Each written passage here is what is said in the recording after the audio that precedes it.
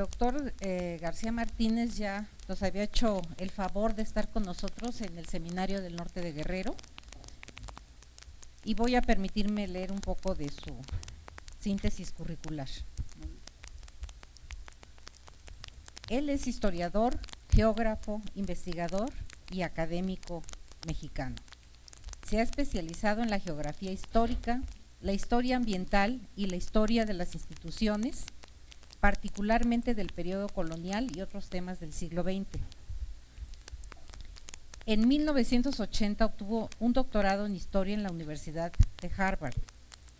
Se desempeña como profesor del Centro de Estudios Históricos del Colegio de México en las especialidades de geografía histórica e historia ambiental. Ha realizado investigaciones de los procesos de poblamiento, redes de comunicación, condiciones ambientales, linderos y fronteras de México. En la especialidad de historia política e institucional, ha realizado investigaciones del periodo colonial de la Nueva España, de la conquista de México, de las estructuras de poder, corporaciones y pueblos de indios. Bueno, al igual que la doctora Kim y muchos otros investigadores, es miembro del sistema del SNI, también es miembro de la Academia Mexicana de Historia. En 1988 ganó el premio Silvio Zavala por su publicación Los pueblos de la Sierra, el poder y el espacio entre los indios del norte de Puebla hasta 1700. Entre otras publicaciones, cuenta con los títulos de El Marquesado del Valle, 3 siglos de régimen señorial en Nueva España, Historia de México, Las carreteras de México, de 1891 a 1991, El desarrollo regional y la organización del espacio, Las regiones de México, breviario geográfico e histórico. Pues los dejo con el doctor Bernardo García, quien nos va a hablar del tema territorio, territorialidad y regiones, que creo que va a ser sumamente útil para todos los que manejamos esos términos y a veces no los aplicamos debidamente. Doctor, adelante, por favor. Muchas gracias, me da gusto estar de nuevo con ustedes y pues empezaré explicando algo de lo que voy a hacer, que realmente no es una ponencia. Lo que les voy a presentar es una plática en la que voy a abordar distintos puntos. El primero de ellos, bueno, les diré, voy a dividir mi plática en 3 partes. Una introducción, donde voy a exponer algunas cuestiones de problemática y presentar algunos estudios. Luego, la parte medular, que sería la presentación de un banco de información, de una base de datos que tengo publicada y de una manera preliminar, y de la cual hay un formulario, digamos, activo de información, que es el que estoy trabajando y que les mostraré a ustedes cómo es. Y finalmente haré un breve comentario sobre algunos proyectos. Debo decir que me invitaron a hablar de territorio, territorialidad y regiones, y pues yo pongo ese nombre ahí porque prácticamente es el que me dijeron que pusiera, pero realmente no voy a hablar. Es que hablar de territorio, territorialidad y regiones es hablar de todo y hablar de nada. Entonces, ciertamente los temas que me interesan y de los que voy a hablar tienen que ver con esa dimensión espacial de las cosas, y la referencia a la región es inevitable. El antecedente inmediato, en fin, para que pienso que también por eso me invitan, lo cual me da mucho gusto, pero me invitan porque vine aquí el 2 de septiembre y presenté un rollito sobre regiones, y después en el INA, en este coloquio tan grande que hubo en octubre, también presenté otro trabajo que titulé Señoríos prehispánicos, pueblos y parroquias del siglo XVII, linderos municipales y otros elementos de la supervivencia de lo indígena. Probablemente alguno de ustedes lo haya sabido, pero lo haya escuchado, pero si no, yo les voy a dar una cosa muy breve para recordar lo que en esas dos ocasiones mencioné. La primera ocasión, aquella del 2 de septiembre, hablaba yo de hablé del concepto de región, cómo debíamos entenderla, y básicamente lo que yo quería proponer es que debíamos sacudirnos esta tendencia tan generalizada a ver todo por estados y someternos a esa división política que puede o no tener correspondencia con la realidad de las regiones, que nos sacudiéramos de los estados y empezáramos a ver el espacio de una manera, articulando el espacio o dividiéndolo. Después de todo, la regionalización es una fragmentación, es una forma de dividir un todo, de una forma que reflejara cuestiones históricas, funcionales, del entendimiento del espacio. Esta es mi propuesta general de clasificación o de regionalización de México. Nos interesa la parte 3, que es lo que yo llamo la vertiente del Pacífico. Y se ve aquí, según mi propuesta, con las regiones que componen a esta vertiente. Nosotros estamos más o menos involucrados con la 1, la 3, la 4, probablemente la 5, que son Morelos. El 3 es la Mixteca Baja, el 5 es la Sierra del Sur, que así la llamo, en fin, es la zona del sur del Estado de México y anexas, y el 4, pues la montaña de Guerrero. El 2 es la Cuenca del Balsas, que para mí no es propiamente una región porque carece del elemento de incorporación, de amarre que tiene una región plenamente organizada. Esta es la región de Morelos, como yo lo veo, no el estado, sino la región. Y como ven, aquí está buena parte de lo que interesa al seminario. Bueno, está, por ejemplo, Huamostitlán, Linalá. Esto es Morelos y la Mixteca Baja. Incluye muchas de estas zonas. Esta es la Sierra del Sur, donde está Arcelia, Amatepec, Iztapan y demás. Bueno, eso es lo que yo presenté en aquella ocasión y comentamos algo sobre ese entendimiento de lo que es una región. En la otra reunión, en el otro coloquio, el que se celebró en el INA y en el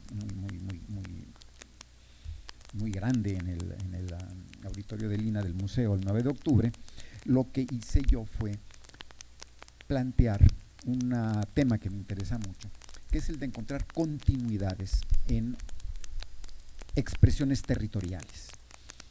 Y aquí ya saliendo del ámbito de la región, o si ustedes quieran, situándonos en un espacio más concreto, más específico, ya bajando de la región a los espacios locales. Los espacios locales, bueno, pueden ser infinidad, pero aquellos que interesaba señalar son aquellos que se identifican de manera política, cultural, con una genealogía, con una continuidad que nos lleva a identificar desde la época prehispánica hasta el presente unas unidades que siempre, prácticamente siempre, han estado bien definidas. En la época prehispánica, como señoríos, son esos señoríos que aparecen en las relaciones históricas que nos hablan de las conquistas. Por decir cualquier cosa, las conquistas de Ahuizoc, que conquistó tal y cual señorío, y ahí aparecen los nombres con los que estamos todos muy familiarizados. Puede ser Cuauhnáhuac, puede ser Izúcar, Tzócan, puede ser que les gusta Zacatlán, puede ser Tula, etcétera. Son nombres que tenemos casi todos muy dentro de nosotros, porque son los nombres con los que escuchamos nuestra historia y son los nombres que aún existen en la geografía del país. Y esos señoríos son después los pueblos de indios coloniales, pueblo de indio entendido como una categoría política, pero también de identidad, de cohesión social. Son los que los pueblos son los que mantienen un gobierno propio, los que pagan tributo, los que manejan los terrenos comunales donde los hay, los que organizan las fiestas, los que mantienen la iglesia, y todos estos elementos lo acabamos de ver que están presentes hasta el día de hoy en cada lugar. Y también son esos pueblos los escenarios de todo tipo de conflictos. Muchos de ellos se mantienen cohesivos o coherentes a lo largo del tiempo, otros se fragmentan. Y después de los pueblos, después de los señoríos y de los pueblos, viene el municipio. El municipio es una continuidad. Lo que yo presenté en esa ocasión es un pequeño argumento para sostener la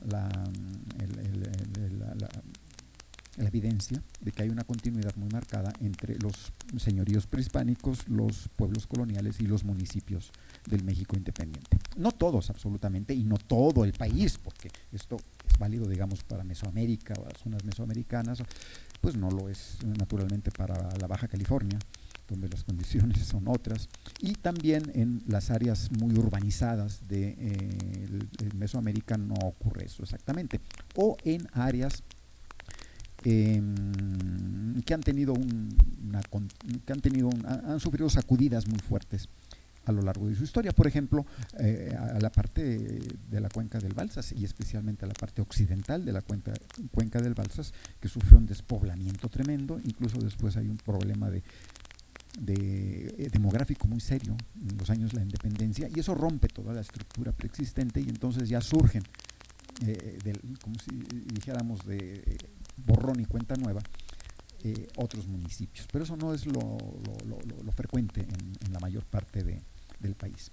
Y lo que presenté en esa ocasión son unos mapas que elaboré ahora a propósito de un estudio que hice hace poco, basado en una relación del obispo Palafox en Puebla, que estuvo recorriendo los pueblos y dio una cantidad de información muy valiosa, que estaba muy poco conocida hasta que la publiqué.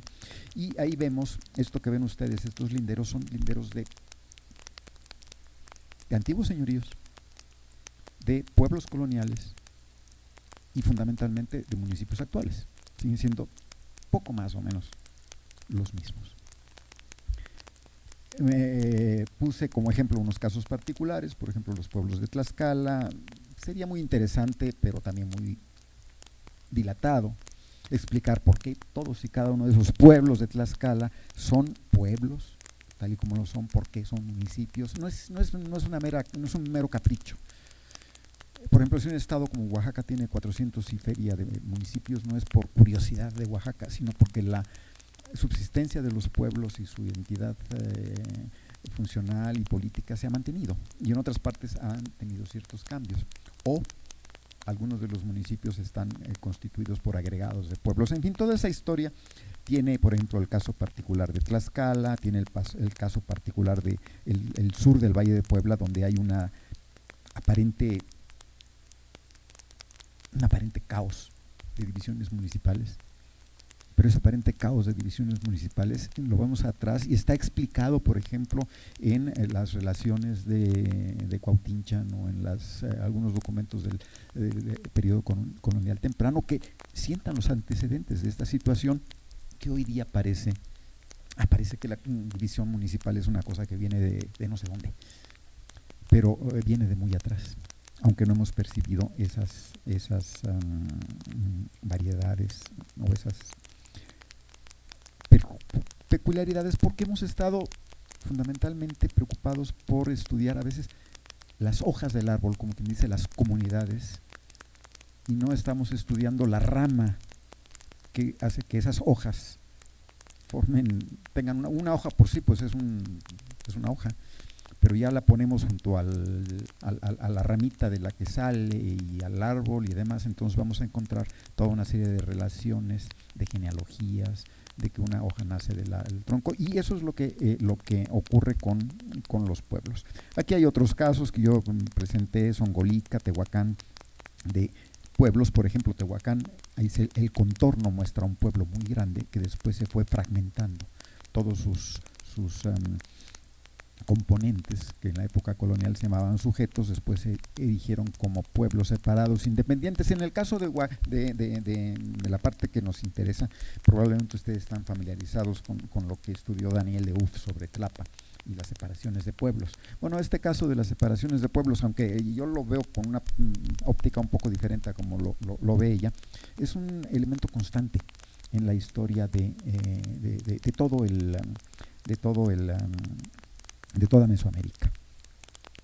algunos no se fragmentan, siguen siendo chicos hoy día, chicos en territorio, porque su historia los llevó a ser así.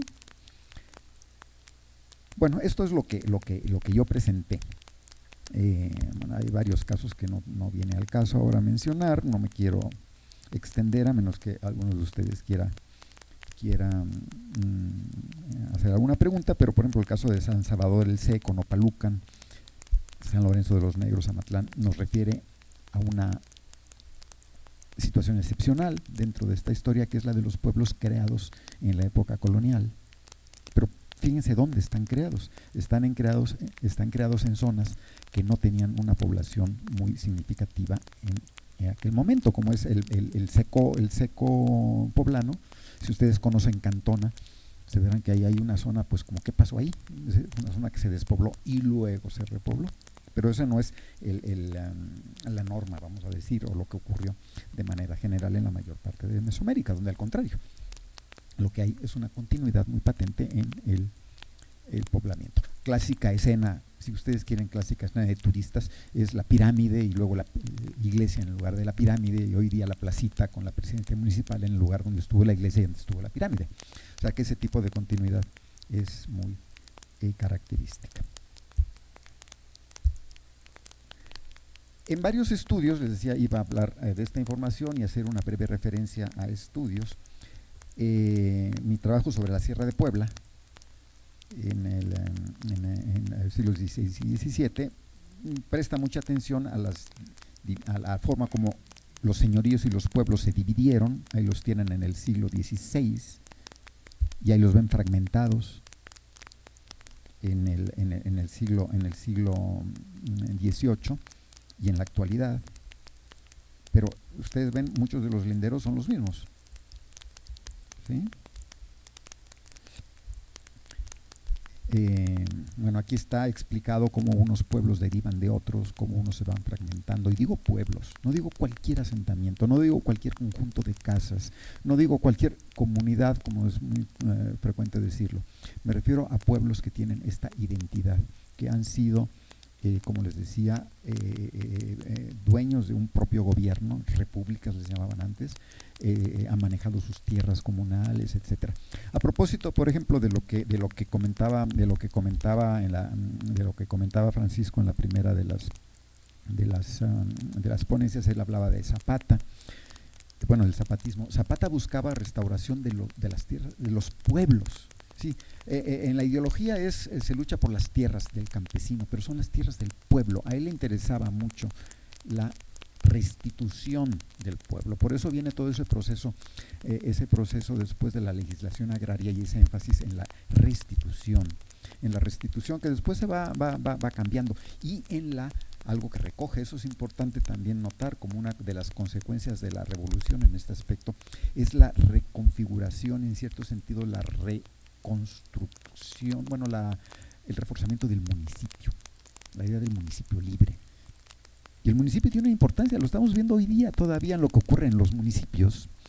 Piensen en Cocula, no es cualquier cosa, esos son, los vamos a ver en un momento, tienen una identidad que viene de muy atrás. Así que no es nada de extrañar que el pueblo, el municipio, sigan siendo actores, para bien o para mal, muy importantes de la forma como se desarrollan las relaciones. Y eso es un aspecto espacial, por eso esto tiene que ver un poco con territorio, regiones. Es un espacio, el poder se manifiesta en un espacio, y el espacio municipal, que fue el espacio de los pueblos, que fue el espacio de los señores, es un espacio del poder. Por algo los caciques se llaman caciques, los caciques de antes se llamaban caciques y los caciques de ahora se llaman caciques, y la acepción es diferente, pero la referencia al poder local es la misma. Bueno, esas son las cuestiones que más o menos se han ido discutiendo en estos trabajos.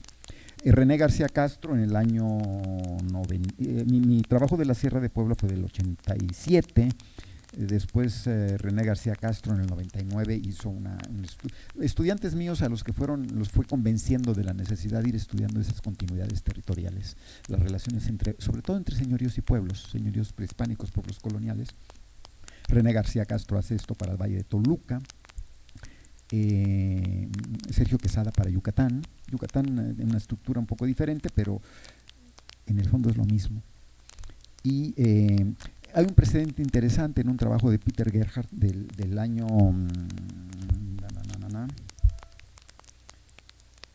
esto es como del 80, qué mal que no tengo aquí la, perdonen, ahora les doy la fecha exacta, sí, 1970, en que hace un artículo poco conocido en la revista de el Journal de las Sociedades Americanistas, que se llama Método para reconstruir los linderos precolombianos del México Central. Y él propone aquí con el caso de Morelos, ahí tienen los señoríos morelenses, y él plantea un precedente de cómo encontrar todas estas continuidades. Y bueno, otra estudiante mía, Mariana Zuluaga, encuentra una cosa similar que se puede encontrar en Perú, fuera del área incaica, con las huarangas, que es el equivalente al altépetl, que es la expresión, digamos, del pueblo colonial mexicano en la zona de Conchucos y la cordillera Blanca en Perú. Bueno, esto es el contexto de las preocupaciones que tenemos. ¿Cómo fundamentar todo esto? Porque el tema es muy complejo, es una cantidad enorme de información. Pero la información brinca si la buscamos. Yo hace un momento escuché de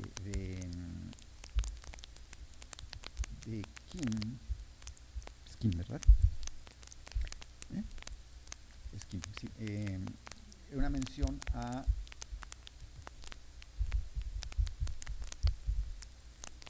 aquí me equivoqué.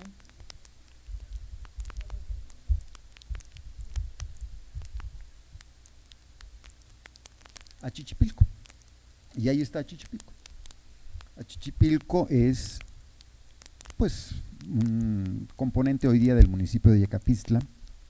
Pero fíjense, se le refiere como sujeto de Yecapistla, o sea, dependencia de Yecapistla, sin especificar la cabecera ni agiotopónimo, o sea, el San Sebastián, en 1732. Es un documento del archivo del ramo Hospital de Jesús.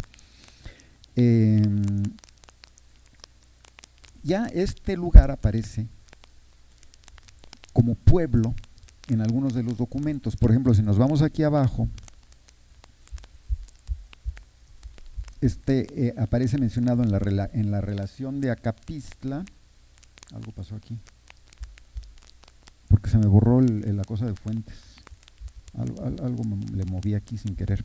Bueno, aparecía ahí mencionado en la relación de Acapistla.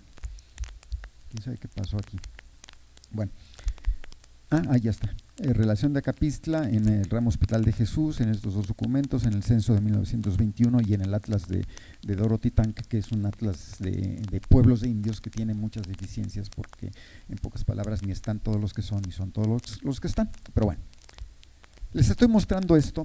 Esta es una página de la base de datos o banco de información que yo he construido junto con un compañero, Gustavo Martínez, recogiendo información de todos.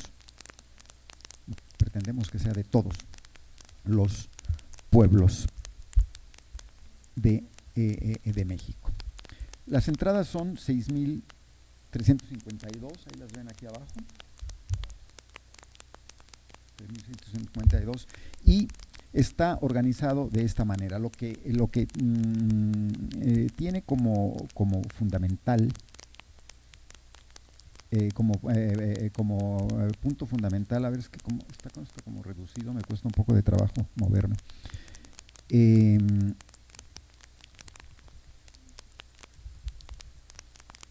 Deme un nombre de un pueblo. Ahí tenemos Acahuato en Apatzingán. Okay, dígame un nombre de un pueblo. Vamos a Iguala. Tenemos un buscador o Cocula, bueno, cualquiera, Iguala o Cocula.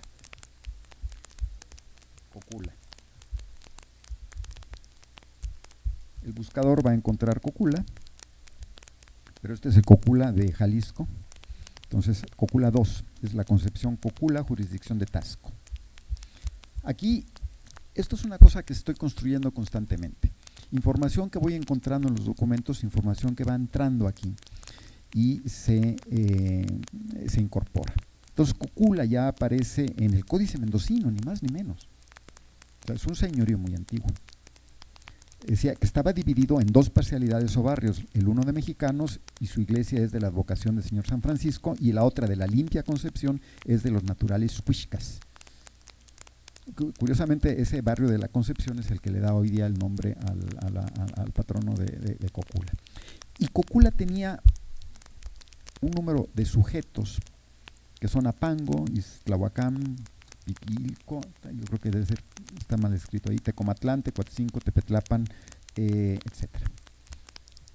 Algunos de estos, aquí hay que bajarse a un nivel de investigación más detallado y ir viendo qué se puede decir de cada uno de esos lugares. Hoy día probablemente los catalogan como comunidades o algo así, no he hecho el trabajo en todas las partes, pero aquí tenemos la genealogía de los lugares que dependen de Cocula. Vamos a ver Iguala, o vamos a ver, tenemos que movernos aquí,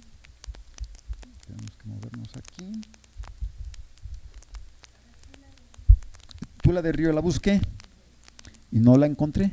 ¿Tula del Río en qué municipio está? ¿En cuál? Bueno, ese es Apango, ¿no? Bueno, es que a algunos municipios les han cambiado el nombre. Por ejemplo, de los del norte tenemos Canuto Neri, que es Acapetlahuaya, y tenemos a Pedro Asensio Alquiciras, que en realidad es Izcapuzalco. Pero bueno, esos lugares, Iguala tenía estos sujetos, ahí los tenemos. Pero si vamos recorriendo el estado de Guerrero, Atzala,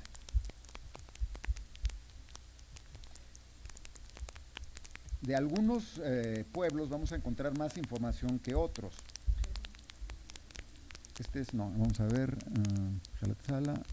Atzala, la de Tasco, no tengo ninguna información desgraciadamente de ahí, pero aparece en la suma de visitas en la entrada número 670, o sea que sí es un pueblo que tiene antecedentes. Chilapa debe tener muchos más. De Chilapa, por ejemplo, aparece una cosa interesante. Chilapa, aparece en la matrícula de tributos, el Códice Mendocino, la suma de visitas, una lista de encomiendas que es el Epistolario de Nueva España, hay una relación geográfica, documentos del ramo indios, etcétera. Sus sujetos son, por ejemplo, Acatempan, Acatlán, Atzacoaloya, y uno de ellos, por ejemplo, les va a llamar la atención, seguramente lo saben ya. No, esperen, no de Chilapa. De Chilapa son todos estos. Si nos vamos, por ejemplo, a Teocintla, por dar un caso, buscamos Teocintla, les iba a mostrar, aquí nos aparece en este cuadrito que Teocintla es un derivado de Chilapa, ¿no? Y encontramos, era doctrina agustina, según aparece en la relación de Chilapa en el siglo XVIII. Podemos irnos a otra página de esta, que es la lista de los sujetos de los pueblos, y buscamos Chilapa aquí.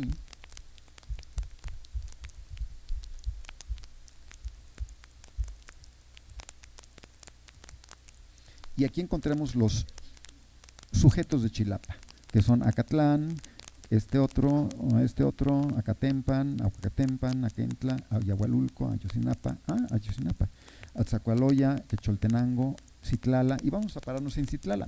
De Citlala, por ejemplo, tenemos información, que es lo que ustedes ven ahí. Esa información aparece en documentos del ramo de indios, y pues nos dice que,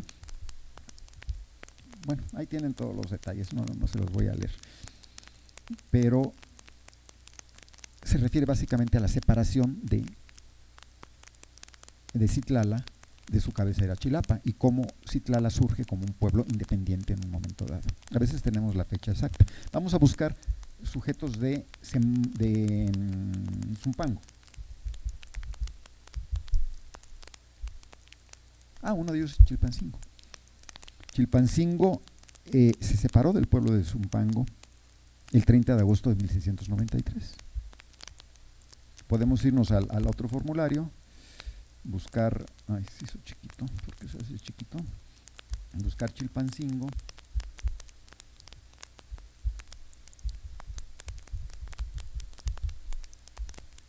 Y lo vamos a encontrar separado de Zumpango en 1693. Su fecha de fundación, realmente como pueblo, es esta, el 30 de agosto de 1693. Debería haber calle 30 de agosto en Chilpancingo. Pero bueno, esto es, digamos, la parte divertida del asunto. La información es muy amplia sobre montones de pueblos.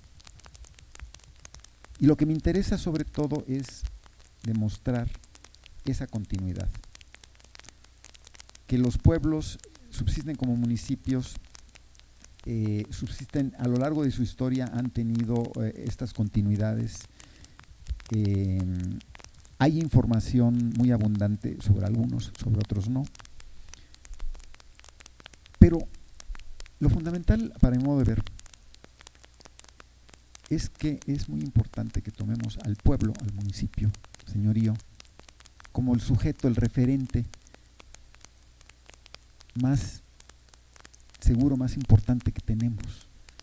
Y a veces, tal vez, con el afán de ver la individualidad o la particular de las comunidades, que pueden ser muchas, perdemos la rama a la que están sujetos.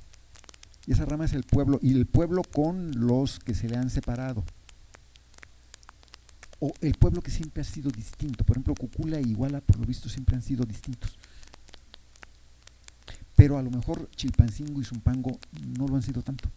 Chilpancingo, por razones, creo que conocidas de todos nosotros, pues se ha convertido en algo muy importante. Pero después de todo era un sujetillo de Zumpango. Un pueblo minero, en fin, que se hizo, bueno, era un pueblo prehispánico, pero se hizo muy importante por aquello de las minas. Y luego el camino, etcétera, cambió la suerte de todos estos lugares. Los pueblos han tenido altas y bajas, han sido famosos, han sido pobres, han sido ricos, se han dividido, se han mantenido.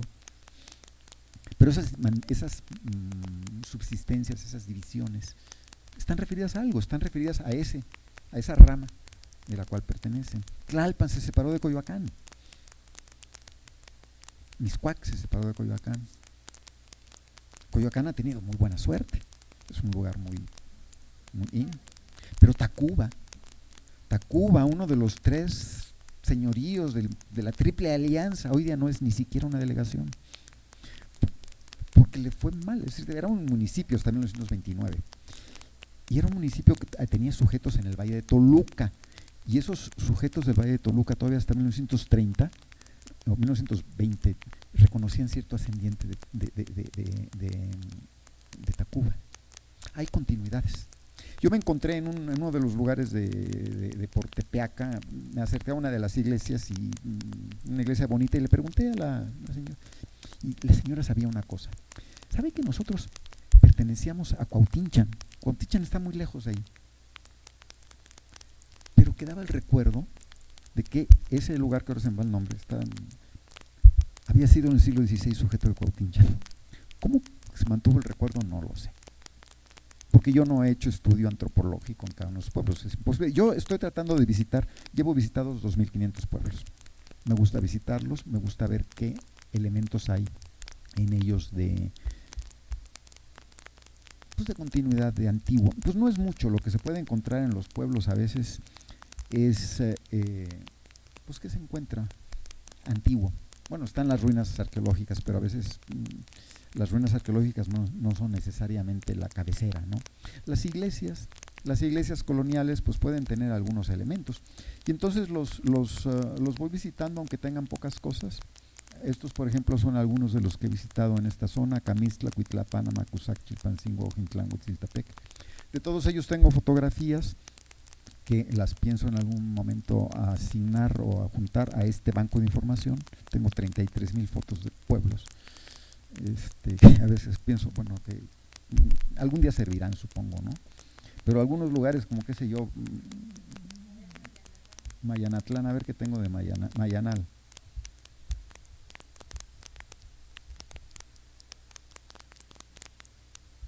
Pues esta es muy patriótica la iglesia, es una construcción grande, con una torre muy interesante. Sí, eso vamos, si nos interesa el arte colonial, aquí hay ¿a quién guardan aquí? Los restos de alguien, ¿no?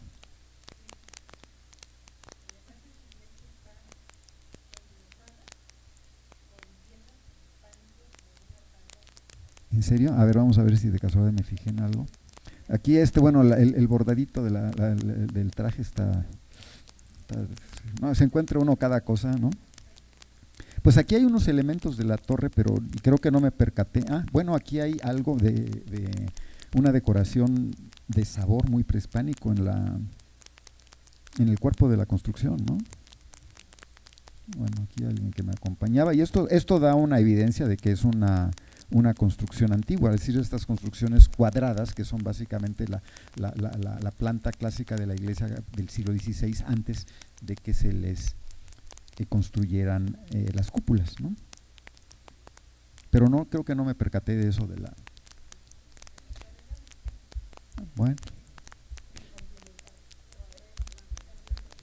Bueno, pues entonces esto que tengo, bueno, algunos lugares pues no tienen gran cosa, ¿no? Petaquillas, pues ya es reciente, pero en muchos de esos lugares sí tienen una construcción reciente, no tienen nada aparentemente antiguo, pero la plaza está en el mismo lugar. La traza puede remitirnos a una situación anterior, y en algunos de los lugares en el banco de información tengo yo registrado, por ejemplo aquí, visitado el 6 de octubre del 2013, no hay restos de templo antiguo. En otros lugares pongo la plaza tiene tales y cuales características, etcétera. Hay otras cosas muy interesantes, pero en fin, este es el cuerpo de información que he construido en los últimos años. Está publicado parcialmente en un CD con una explicación, parcialmente porque lo publiqué en el 2011, y esto estoy trabajando prácticamente todos los, no voy a exagerar, pero casi todos los días le agrego algo. Según me voy encontrando, a veces me encuentro un dato y es interesante, lo pongo. Y lo que estoy trabajando más ahora es, aunque trabajé muy a fondo, bueno, lo mejor que pude en la ligazón entre los señoríos prehispánicos y los pueblos coloniales, ahora estoy muy interesado en reforzar el convencimiento que tengo de que los pueblos y los municipios, a pesar de que hay una sacudida muy fuerte en la primera mitad del siglo XIX, que a veces los pueblos, según la legislación de cada estado, los municipios tratan de borrar los pueblos, no lo hacen. Después todos van renaciendo como municipios. Y eso es lo que me interesa ahora. Otra de mis estudiantes, Tatiana Pérez, está haciendo un trabajo muy interesante sobre la continuidad sobre el manejo político de los municipios en la época de la Revolución.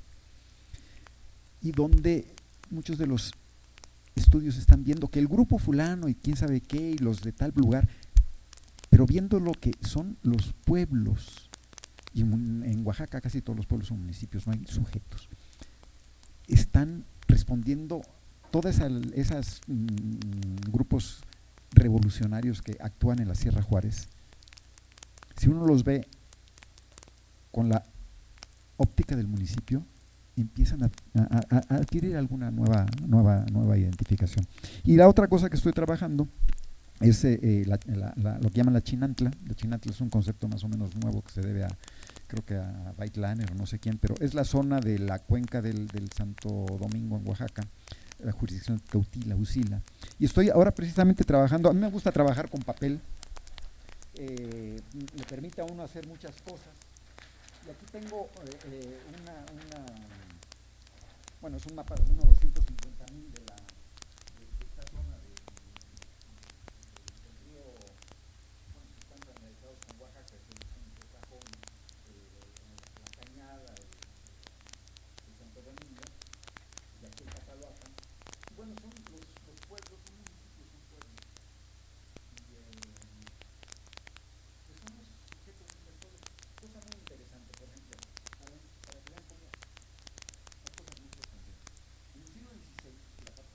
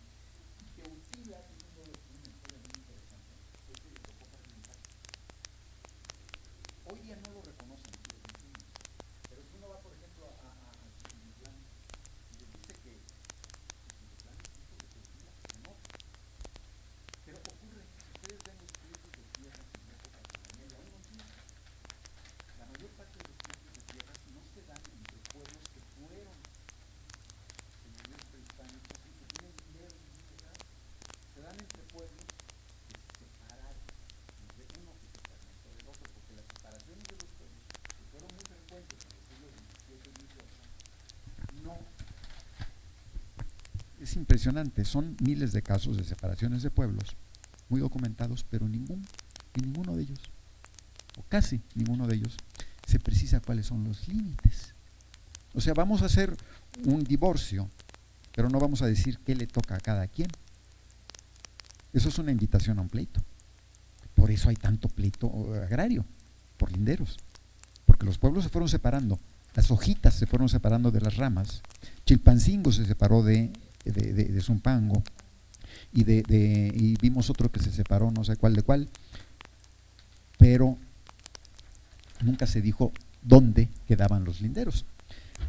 Esto es un ejemplo de cómo hay asuntos territoriales que de un modo u otro están incidiendo en situaciones que vivimos ahora. Ya nada más para terminar, bueno, esto ya se los había mostrado, pero esto es lo que está pasando aquí, se están borrando. Pues no sé qué pasó aquí, en fin, pero les quería mostrar quería mostrar el caso de algunos casos curiosos, porque hay algunos pueblos que están juntos uno al otro, casi calle de por medio, y son dos pueblos separados con dos historias muy diferentes. Esos son comunes, por ejemplo, en la Mixteca Baja. Y ahora que escuchaba lo de los migrantes, o de los trabajadores más que migrantes en Jojutla, que la mayoría venía de Tetela del Río, de Tula del Río, sí estuve escuchando, y vi que había dos lugares, uno que tenían bastantes trabajadores, Santa Catarina y Tehuachtitlan. Es que hay dos, Santa Catarina y el otro es, aquí es lo que se me borró aquí. ¿Esos son dos pueblos de Porracatlán, por la Mixteca Baja? ¿No son esos? Ah, bueno, me llamó la atención. Me llamó la atención porque estos dos son dos pueblos vecinos, se cae de por medio, y no, cada uno es muy consciente de lo que es. Que es, bueno, es un aspecto también de este tema de territorio, territorialidad y regiones. Y bueno, pues como les dije, esto iba a ser una ponencia, más bien un popurrí de ideas locas, y perdonen el desorden.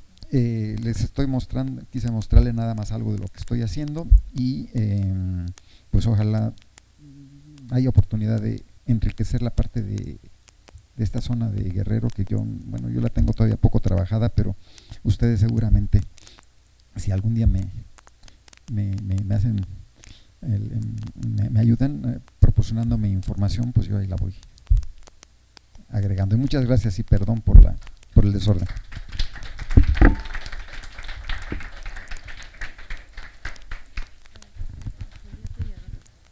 Sí.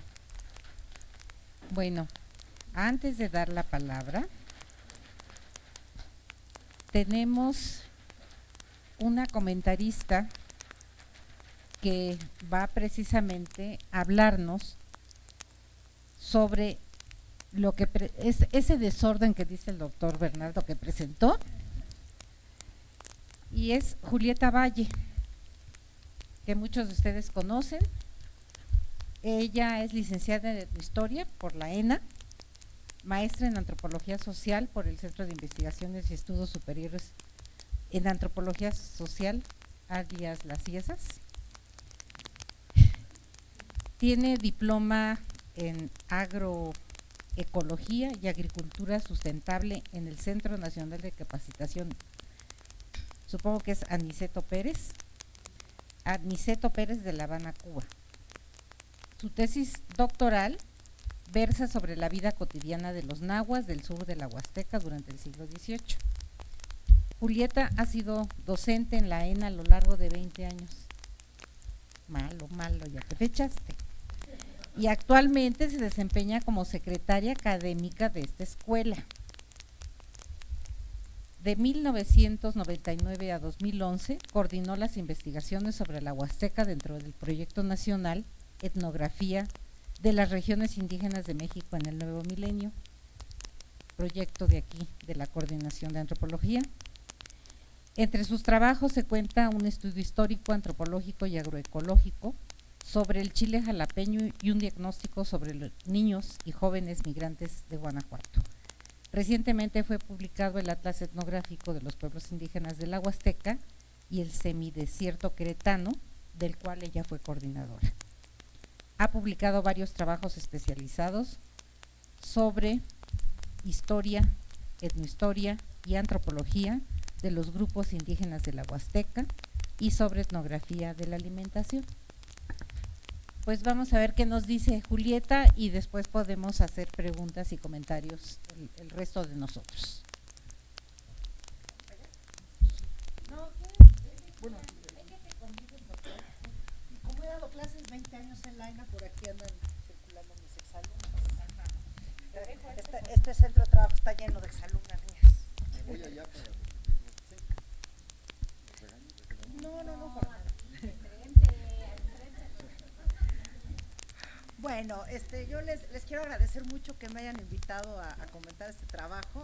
Realmente me siento muy honrada y quizá no sea la persona más indicada. Yo no soy muy experta en Guerrero, he andado por aquí por allá y porque doy clases en la ENA con frecuencia llevo a mis alumnos a hacer sus primeros pininos de trabajo de campo en Guerrero, o lo hacía antes cuando las cosas estaban un poco menos feas, pero siempre es como era un lugar ideal, ¿no? Cerca, con toda esta problemática muy visible, con un montón de cosas que ver, que comer y era idóneo. Esperemos que lo vuelva a hacer, ¿no? Y por otro lado, pues bueno, yo me precio de conocer bastante bien, nunca del todo, el trabajo de Bernardo. Lo conocí al mucho tiempo después que sus escritos, cuando hice mi trabajo de maestría en el CIESAS, bueno, fue un referente obligadísimo su trabajo sobre Puebla, y pues yo en esas épocas de juventud decía, ay, qué lista soy porque he llegado a las mismas conclusiones, ¿no? En realidad le debo mucho la lectura muy detallada y muy abigarrada de sus trabajos, porque realmente son de una utilidad enorme, ¿no? Él mencionaba algunos otros casos regionales donde se trabajan estos temas que son también de una enorme utilidad, el trabajo de Quesada de Yucatán, por ejemplo, digamos, sería quizá como lo más cercano, ¿no? Entonces, bueno, a mí mi corazón latía por el lado de la Huasteca, sigue latiendo, aunque ya no voy tampoco. Eso no tanto por el problema de la violencia, sino por mi actual cargo, que no me deja ni respirar. Ya vieron que estuve contestando llamadas toda la sesión, lo cual es muy penoso. Y bueno, yo me encontré con un panorama realmente muy parecido a lo que acaba de expresar Bernardo. Esto puede querer decir dos cosas, metodológicamente hablando. Uno, que son dos regiones comparables, o bien que es un fenómeno generalizado y que podemos encontrar en muchas partes, ¿no? Yo me voy mucho más sobre la segunda cuestión, aunque la primera no es descartable. Efectivamente, me parece que en el ámbito mesoamericano vamos a encontrar recurrentemente regiones en el sentido más amplio de la palabra, donde encontremos este fenómeno de gran continuidad desde los señoríos prehispánicos hasta nuestros días, a pesar de estos procesos que son comunes a toda la Nueva España, por lo menos, de políticas que fueron implementadas por el orden colonial y posteriormente por el Estado independiente. Ciertamente, quizá la prueba de control sería empezar a tratar estos mismos temas en ámbitos no mesoamericanos, ¿no? Yo en alguna época tenía un poco la tentación de pensar, bueno, ¿y qué ocurrió en Sonora? ¿Qué ocurrió en Chihuahua? ¿Qué ocurrió en Baja California? Porque ahí es donde vamos a encontrar que, si bien las políticas generales, digamos, del Estado español, de algún modo se expresan de manera símil, que no idéntica, porque es una oleada temporal muy posterior, y ya están modificadas las instituciones, que es una cosa que luego se nos olvida. Pues por otro lado, la realidad ante la cual se enfrenta el orden colonial, pues es una realidad distinta. Digamos, la situación de digamos, la dinámica territorial preexistente al orden colonial es distinta. Entonces habría que ver, ¿no? Yo creo que esa es una tarea que tenemos pendiente los que estamos trabajando estos temas, o que los hemos trabajado en algún momento, porque entonces esto nos puede ayudar como a dilucidar hasta qué punto, digamos, las similitudes que encontramos en regiones como la Huasteca, Puebla y ahora Guerrero, digamos, diciéndolo grosso modo. ¿Por qué hay tanta similitud? Bueno, porque hay un orden preexistente similar, porque el orden colonial es prácticamente idéntico, y porque el México republicano se comporta de manera similar en estas regiones que están profusamente habitadas por población indígena. La otra prueba de control es las regiones donde la población indígena desapareció y fue diezmada, por ejemplo el caso del Bajío. Ahí también vamos a encontrar como fenómenos distintos, pero de algún modo conmensurables. Entonces, realmente a mí me queda poco que decir. Yo creo que la exposición de Bernardo, aunque él diga que fue desordenada, me pareció absolutamente elocuente y además, bueno, siempre ver cómo se sistematizan las cosas de una utilidad enorme, ¿no? Yo intenté hacer más o menos eso mismo que presentó Bernardo, nomás que a mano. Yo soy un poquito más tradicionalista y hago las cosas a mano y con mapitas. Y de hecho el día de mi examen de maestría hice un mapa que era más grande que la pared, porque fui pegando todos los mapas de esta dimensión del INEGI, de toda la región que trabajé, que era gigantesca, y al final no se entendía gran cosa, ¿no? Y además los pinté a colorcitos para mostrar la parte la parte topográfica, porque para mí era muy importante. Ahorita no se tocó, pero Bernardo lo discutió profusamente en su trabajo de los pueblos de la sierra. A mí me parecía fundamental, ¿no? Bueno, yo quisiera un poco meter ruido, ¿no?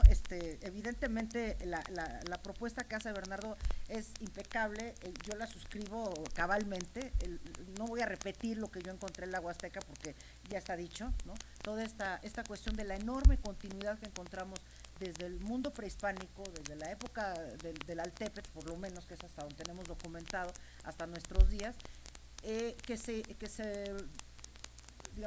constata no solo en la integración territorial de estos ámbitos, tipo llamados municipios o llamados pueblos por nosotros como estudiosos del fenómeno y no reconocidos por la legalidad, sino también en la toponimia, que me parece que es fundamental y que fue muy claro. O sea, ¿a través de qué buscamos esta continuidad? Pues a través de los nombres de los lugares, para acabar pronto, ¿no? Y encontramos que hay nombres que aparecen desde el siglo XV prácticamente hasta nuestros días, y que en algunos casos nos aparecen como cabeceras, a veces como pueblos sujetos, pero ahí están los nombres que a veces desaparecieron en algún momento durante el periodo de las congregaciones, sobre todo durante finales del siglo XVI y principios del XVII, y luego reaparecen, ¿no? Yo en la Huasteca me encontré concretamente en el caso de lo que había sido un señorío muy importante, que hoy es Chicontepec, Chicoat, que era un centro importante en términos políticos, territoriales, etcétera. La conquista provoca el cambio del lugar de la cabecera, que es un fenómeno que encontramos muy recurrentemente, sobre todo en regiones que fueron aguerridas y rebeldes, ¿no? Para descabezar a caciques molestos, se cambia de lugar la cabecera, se somete al lugar donde realmente estaba agarrado el poder político, que bien lo mencionaba Bernardo, se cambia a otro lado, desaparece hasta el nombre. Bueno, pues el nombre vuelve a aparecer, ¿no? Y en el caso de Chicontepec, que quizá era el señorío más importante de esta región, bueno, de hecho lo era, y de hecho lo constata el enorme sitio arqueológico de la Mesa que está en la frontera de Veracruz y Puebla. ¿Qué encontramos? Que se desaparecen, se arrasan de la memoria, hipotéticamente, los nombres de los lugares, de los parajes, de los pueblos sujetos, etcétera, un poco con la idea de destruir, digamos, este centro de rebeldía, y los nombres reaparecen y luego reclaman su condición de pueblos y se separan a finales del siglo XVII, principios del siglo XVIII, ¿no? O sea, esencialmente lo que nos ha comentado Bernardo, con esta salvedad, que creo que es un dato que vale la pena pensar. Debo suponer que en Guerrero ocurre esto una y otra vez, porque tampoco fue una zona particularmente pacífica. Digamos, hay una decisión por parte del poder de desaparecer lugares, de desaparecer cabeceras, de cambiarlas de lugar, y van a reaparecer. Entonces, el pueblo, como decía Bernardo, finalmente no es un lugar, ¿no? No es una cosa, es un sentido de pertenencia. Y ese sentido de pertenencia se manifiesta a través de la toponimia, lo cual es una enorme herramienta en términos metodológicos para encontrar de qué estamos hablando. ¿Qué vamos a buscar? Lugares, nombres de lugares, que luego les pusieron al santo y luego les quitaron al santo y les pusieron al héroe y les quitaron al héroe, regresamos al nombre, a veces en la lengua originaria del lugar, con mucha frecuencia en náhuatl, que es un fenómeno interesante, cómo la gente se apropió de los nombres en náhuatl sin ser originariamente gente hablante de náhuatl ni afectos al imperio Tenochca. Ese es un fenómeno que a mí me parece que alguien tiene que trabajar como tema de investigación, porque es una maravilla. ¿Cuántos lugares del centro se siguen utilizando toponimias en las lenguas originarias? Son pocos, en el Valle del Mezquital, en algunas otras partes, pero la toponimia náhuatl ha pervivido al pasar del tiempo y ahí está, ¿no? Que le pusieron el santo, luego el héroe, pero ahí sigue y eso es lo que podemos rastrear a través de la documentación y es de una utilidad gigantesca, ¿no? Esta era una cosa que yo quería señalar, me parece que el estudio de toponimia es central y además dice mucho acerca del espacio, dice mucho acerca del lugar que ocupa ese espacio dentro de una dimensión regional más amplia, ¿no? El lugar de qué cosa, ¿no? El lugar de Barrancas, el lugar de las piedras, el lugar de las piedras viejas, el lugar de qué cosa dentro de un contexto regional, de la sal, del chile, ¿no? O sea, ese es un tema magnífico y que además creo que nos permite pensar en regiones entreveradas y como expandidas en el espacio, ¿no? Bueno, me parece que es importante. Decía yo, más que seguir un poco sobre esta idea de la continuidad que está plenamente demostrada y además de manera muy rigurosa con lo que ha estado haciendo Bernardo, nada más es corto, ¿no? Me gustaría como hablar un poco de las discontinuidades, ¿no? Algunas de las cuales han sido perdurables y otras no tanto. Evidentemente la discontinuidad que provocan las epidemias y el despoblamiento es enorme, o sea, el impacto que esto tiene es gigantesco y relativiza cierta creencia que tenemos en la historiografía tradicional de que en todos lados hubo un despoblamiento generalizado y se murió un montonal de gente. Bueno, se murió un montonal de gente, pero no en todas partes igual. Y la gente que ha hecho epidemiología histórica y esto, pues bueno, nos demuestra que hay lugares donde pegan más ciertas enfermedades y donde se muere más la gente y otras regiones que prácticamente se mantienen intocadas de este fenómeno a lo largo del siglo XVI y XVII y más allá, ¿no? Digamos, el impacto de esto no solo toca a lo que ocurre en el siglo XVI, sino lo que ocurre después y que básicamente va a ser, por decirlo de una manera muy fea, pero creo que es la más elocuente, cómo se llenan esos lugares, ¿no? En algunos lugares se llenan con gente que se trae de otras partes, en algunos lugares se llenan con población africana y en otros lugares, como la Huasteca, se llena con reses, ¿no?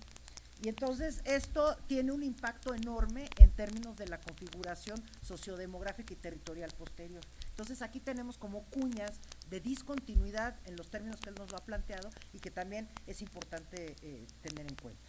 Esto evidentemente trae como resultado toponimias nuevas, enclaves de poblaciones fenotípicamente distintas, enclaves de un mantenimiento de la despoblación a costa de la crianza de ganado o de otras actividades extensivas como puede ser la caña de azúcar o algunas otras, de la minería, un poco pensando en otras regiones, pensando mucho en lo que ocurre en el centro norte del país. Ahí la mortandad no es conmensurable a lo que ocurrió en la parte propiamente mesoamericana y las evidencias están en el fenotipo de la gente, en los nombres de los lugares, en el catolicismo abigarrado más al estilo europeo, con el tipo de actividades económicas, etcétera, ¿no? Entonces, esa gran cuña, como podemos pensar el centro norte, la podemos encontrar en chiquito en las diversas regiones que tradicionalmente asumimos que son de fuerte componente indígena.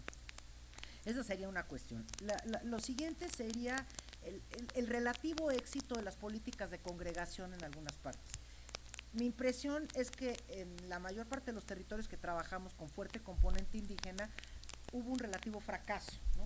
En el sentido de tratar de despoblar algunas zonas, someter a las poblaciones a una política a veces muy coercitiva, a veces no tanto, revolver poblaciones de filiaciones lingüísticas, culturales, históricas distintas dentro de un mismo lugar. Hace rato que comentaban que recién se publicó el Atlas de la Huasteca, bueno, ya no es tan reciente, ya tiene sus meses y años. Incluimos un documento muy padre de San Luis Potosí, donde sí se intenta hacer una reducción de población y formar un pueblo donde la mitad de esas dos parcialidades, una de huastecos y otra de huachichiles, ¿no?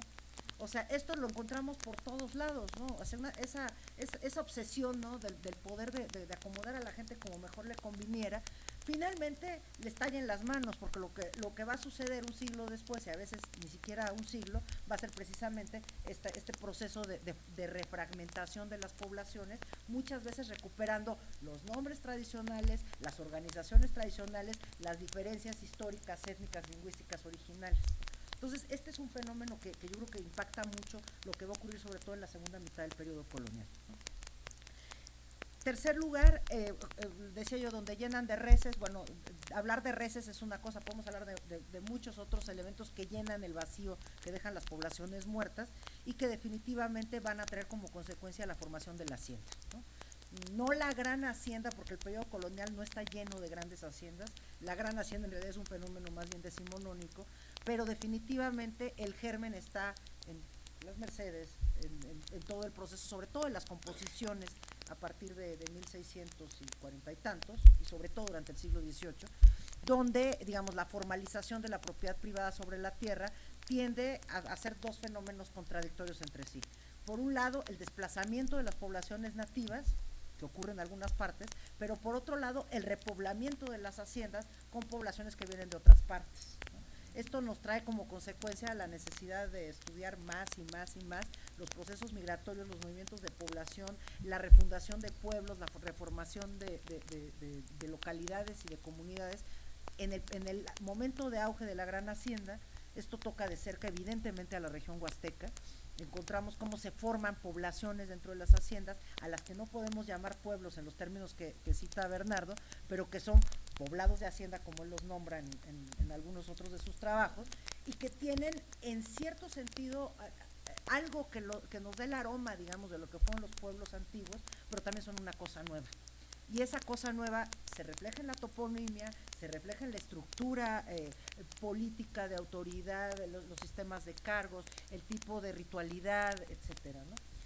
Por ejemplo, para el caso de la Huasteca, el trabajo de Anata Ariel de Vida sobre los Tenec de Veracruz es muy interesante, en el sentido de que esta es una de las zonas de esta macrorregión huasteca donde más impactó la formación de haciendas.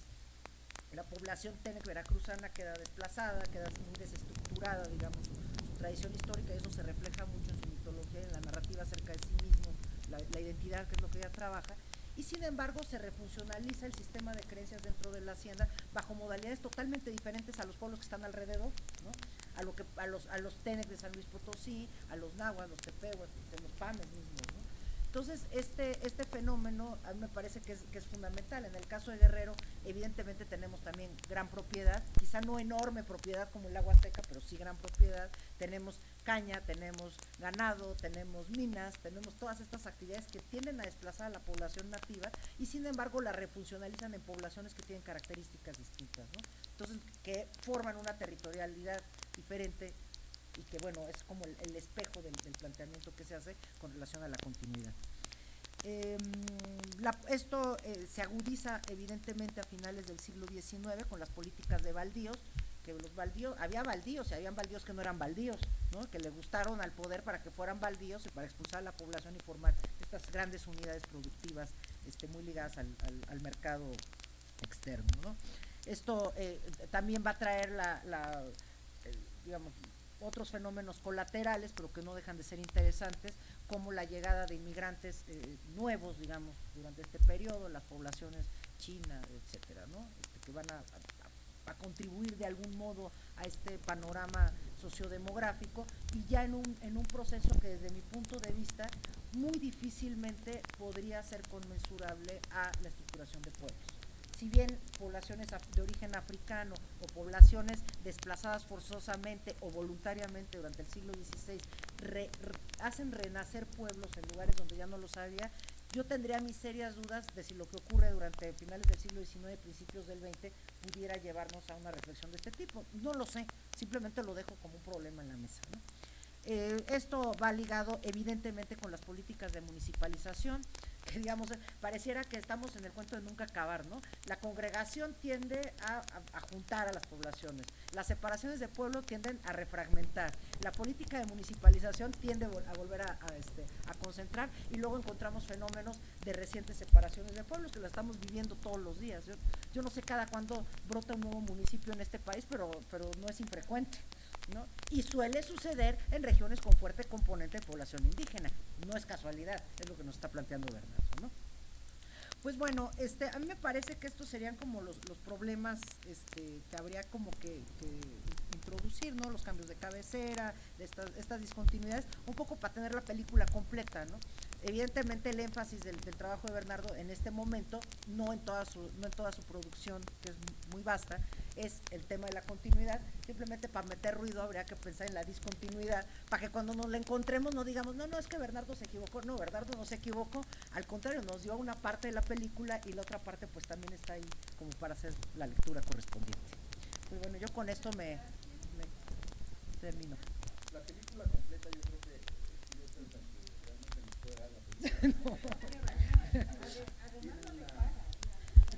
Yo he dado clases de 4 horas a lo largo de más de 20 años. Sí, entonces... no, se nota, querida.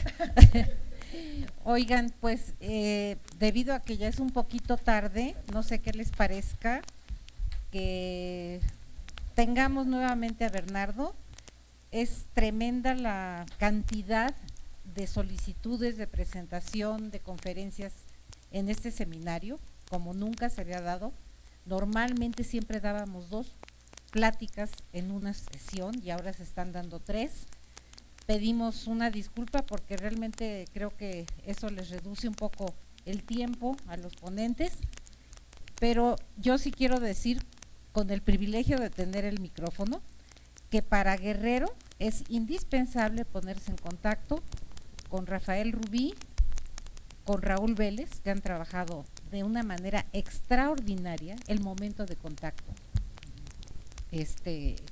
Cuando llegan los españoles, Guerrero, han hecho un trabajo extraordinario, con Brígida Fonmens, y bueno, cuando se alivie, con Erasto Antúnez, para toda la cuestión esta de los topónimos. Pues anda malito de no sé qué, pero ya hace mucho, ¿verdad? Que ya está bien. Ay, no. Es que es un lingüista que con él te reconcilias con la lingüística, fíjate. Porque es extraordinaria. Habla bonito, escribe poesía. Sí, no, pero además le entiendes a la lingüística. Eso es maravilloso. Entonces, ustedes disculpen si tenían alguna duda, pueden quedarse aquí con Bernardo, pero les agradecen. No, ya como dicen los invitados tienen sueño o algo así. A ver, acaba de...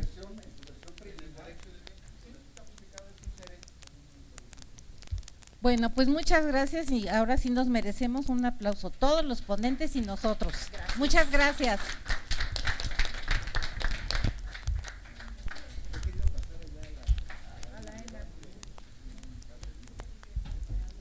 ¿Tú tienes el atlas de la Huasteca?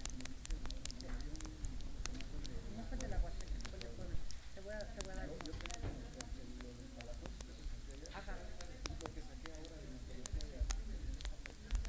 Mira, yo a través de Lucila, Lucy,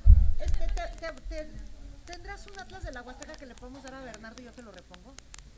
Sí, para que se lo des de una vez. De todas maneras, papá.